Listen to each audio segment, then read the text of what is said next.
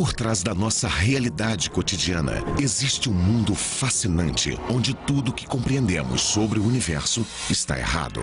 O físico e conhecido autor Brian Greene nos leva em uma viagem que subverte as regras da experiência humana. Por que nunca vemos os acontecimentos na ordem inversa? De acordo com as leis da física, isso pode acontecer.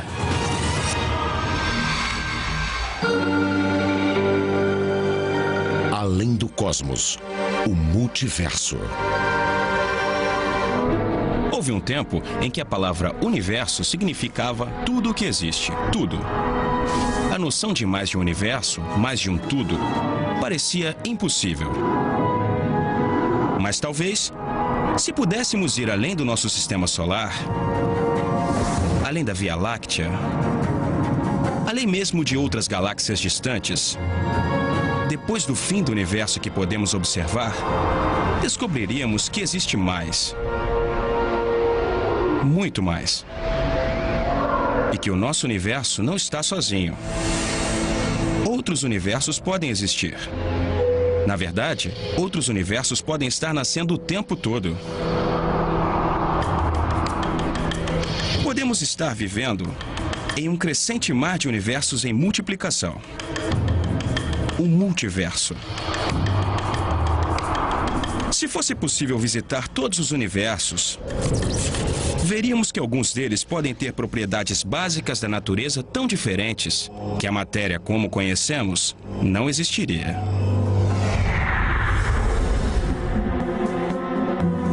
Outros podem ter galáxias, estrelas, até mesmo um planeta que parece familiar, mas com algumas incríveis diferenças.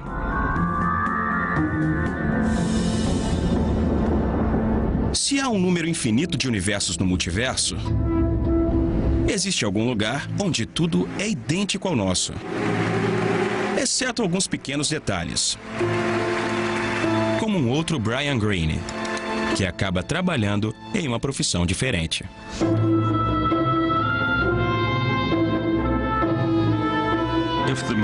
Se o multiverso é de fato infinito, algum deles terá que se confrontar com muitas possibilidades que são difíceis de imaginar. Haverá um lugar onde existe um Alan Guth que se parece comigo e age exatamente como eu, assim como outros lugares com Alan Guths que pensam quase exatamente como eu, mas com algumas pequenas diferenças. Isso é ciência? É parte da metafísica? É só filosofia? Religião? Os físicos tendem a não fazer essas perguntas. Eles apenas dizem, vamos seguir a lógica. E a lógica parece levar a isso. Por mais exótico e estranho que o multiverso possa parecer, um número cada vez maior de cientistas acredita que ele pode ser o último passo de uma série de reformas radicais na nossa visão sobre o cosmos. Quer dizer, houve um tempo em que acreditamos que a Terra estava no centro do universo. E todo o resto girava em torno de nós. Aí apareceram cientistas como Galileu e Copérnico que mostraram que o Sol, não a Terra, estava no centro do nosso sistema solar. E nosso sistema solar é só um bairrozinho na periferia de uma galáxia gigantesca. A nossa galáxia é uma em centenas de bilhões de galáxias que compõem o nosso universo. Todas essas ideias pareciam mirabolantes quando foram apresentadas pela primeira vez. Mas hoje nem as questionamos. A ideia de multiverso pode ser parecida. Pode precisar apenas de uma mudança drástica na nossa perspectiva do cosmos. Por outro lado, alguns cientistas acreditam que o multiverso não passa de um beco sem saída para a física. Fico muito desconfortável com a ideia de multiverso. Para virar ciência sólida, precisa se desenvolver muito ainda. Ele existe, do mesmo jeito que os anjos podem existir. Precisamos fazer nossas apostas, e acredito que agora o multiverso é uma aposta muito boa. Acho que é uma chance do multiverso ser real e que daqui a 100 anos as pessoas estejam convencidas de que ele é real de fato. De onde veio essa ideia? Quais são as provas? Várias descobertas impressionantes sugerem que realmente podemos ser parte de um multiverso. A primeira dessas descobertas tem a ver com a teoria bem aceita sobre a origem do universo, o Big Bang. De acordo com essa teoria, nosso universo começou há uns 14 bilhões de anos com uma explosão muito violenta. Ao longo de bilhões de anos, o universo esfriou e se aglutinou, permitindo a formação de estrelas, planetas e galáxias. Como resultado dessa explosão, o universo continua expandindo até hoje. Mas se pudéssemos passar a história do universo ao contrário, até o começo de tudo, veríamos que a teoria do Big Bang não diz nada sobre o que arremessou tudo para fora. O nome da teoria é Big Bang, ou Grande Explosão, mas uma coisa que ela deixa de fora é o que causou a explosão. Não diz nada sobre o que explodiu ou o que aconteceu antes da explosão. Então, qual foi o combustível dessa explosão violenta? Que força pode ter arremessado tudo para fora? A busca pelas respostas colocou os cientistas cara a cara com o multiverso. O trabalho do físico Alan Guth inesperadamente ajudou a criar as bases para a ideia de multiverso. Hoje, ele é professor do Instituto de Tecnologia de Massachusetts. Mas em 1979, Guth e o colega Henry Tai estavam estudando uma nova ideia sobre como as partículas podem ter se formado no início do universo. Henry sugeriu que deveríamos observar se esse novo processo em que estávamos pensando poderia ou não influenciar a taxa de expansão do universo. Guth e Tai não tinham a intenção de investigar a taxa de expansão do universo nos primeiros momentos após o Big Bang. Mas o questionamento de Henry Tai fez com que Guth revisasse os cálculos mais uma vez. Guth descobriu, com a matemática, evidências de que no ambiente extremo no comecinho do universo, a gravidade podia atuar ao contrário. Ao invés de aproximar os objetos, essa gravidade repulsiva afastaria tudo de si, causando a grande expansão. Imediatamente, fiquei muito empolgado e rabisquei o cálculo no meu caderno.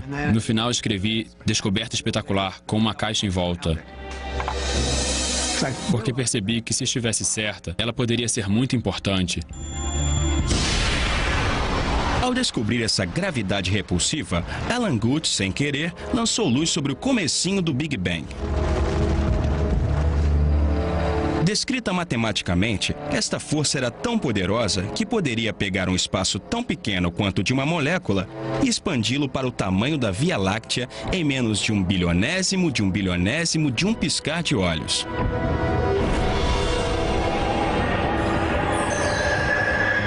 Depois dessa curta explosão para fora, o espaço continuaria a expandir, mais devagar, e esfriaria, permitindo que estrelas e galáxias se formassem, como na teoria do Big Bang.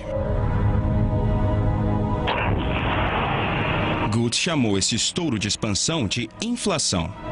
Ele acreditava que ela explicaria o que fez com que o universo se expandisse. A poderosa gravidade repulsiva da inflação era o Bang do Big Bang. Os cientistas perceberam que, se a teoria estivesse correta, eles deveriam encontrar evidências no céu noturno. Imagine que fosse possível apagar o Sol e remover todas as estrelas. Se nossos olhos pudessem detectar o resto da energia que ainda está lá, veríamos uma luminosidade morna em todo o universo. Esse mar de radiação é chamado de radiação cósmica de fundo. São os últimos vestígios de calor do próprio Big Bang. A teoria previa que a expansão violenta de espaço durante a inflação deixaria uma marca nessa radiação. Essas impressões digitais formariam um padrão preciso de variações de temperatura, pedaços um pouco mais frios, outros um pouco mais quentes, que seria mais ou menos assim. mas ainda levaria 10 anos até que a tecnologia fosse sensível o bastante para testar essa previsão. Em 1989, a NASA lançou o satélite conhecido como Explorador do Fundo Cósmico, seguido de um segundo satélite, o WMAP, em 2001, colocando a inflação à prova. As missões mediram a radiação com tremenda precisão, e os resultados foram impressionantes. As variações de temperatura encontradas no cosmos eram quase idênticas às previsões da teoria da inflação. É só uma teoria matemática no papel, até as previsões serem confirmadas. O WMAP descobriu o que a matemática da inflação tinha previsto. Isso foi muito convincente. A inflação já teve muitas chances de falhar. As previsões foram feitas, os dados apareceram e a inflação se mostrou totalmente certa. O trabalho de Guth sobre a inflação, junto com o trabalho de outros físicos, foi considerado essencial para a compreensão da origem do universo. E no processo, sua extensão... Mas, logo depois, 2 físicos russos descobriram que as equações da inflação escondiam um segredo impressionante. Nosso universo pode não estar sozinho. Um desses físicos era Andrei Lindei, que já tinha feito contribuições essenciais para a teoria da inflação. O outro era Alex Valenkin, que por acaso assistiu a uma das palestras de Alan Guth. Ele deu uma palestra maravilhosa. Eu não o conhecia, mas o que ouvi foi bem inesperado. Em uma tacada, a inflação explicava muito bem as características do Big Bang e era notável porque o universo é como é. Então, fui para casa muito impressionado.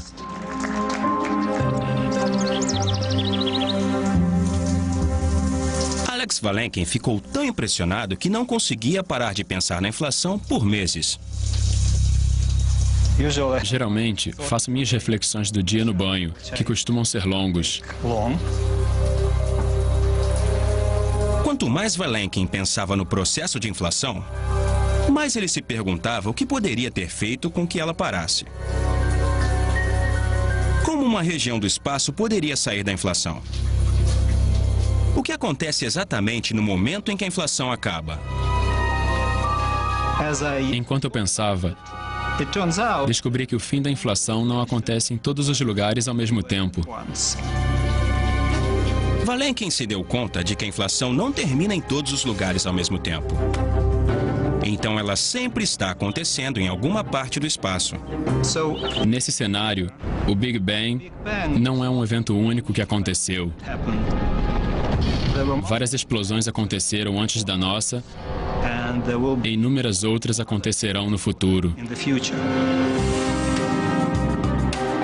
Era um novo cenário impressionante e inesperado, no qual a inflação pararia em algumas regiões, mas continuaria em outros lugares. Novos Big Bangs estão sempre acontecendo. Novos universos estão sempre nascendo, criando um multiverso em eterna expansão. Lindei e Valenkin, em especial, defenderam a ideia de que a inflação pode não acabar nunca. Que esse processo de expansão pode acontecer repetidas vezes, gerando um universo atrás do outro. Afinal, isso era uma revolução na ciência ou uma teoria cheia de furos? A ideia ficou conhecida como inflação eterna. Podemos imaginá-la mais ou menos assim. Pense que este pedaço de queijo é o espaço inteiro antes da formação das estrelas e das galáxias. De acordo com a inflação, o espaço é preenchido uniformemente com uma imensa quantidade de energia. E essa energia faz o espaço expandir em uma enorme velocidade. Enquanto expande, há descargas de energia, como centelhas de eletricidade estática. Mas é energia estática em escala cósmica. E quando as descargas acontecem, toda a energia é rapidamente transformada em matéria, na forma de partículas minúsculas. Esse processo é o nascimento de um novo universo. o que tradicionalmente chamamos de Big Bang. Dentro desses novos universos, que são como buracos no queijo, o espaço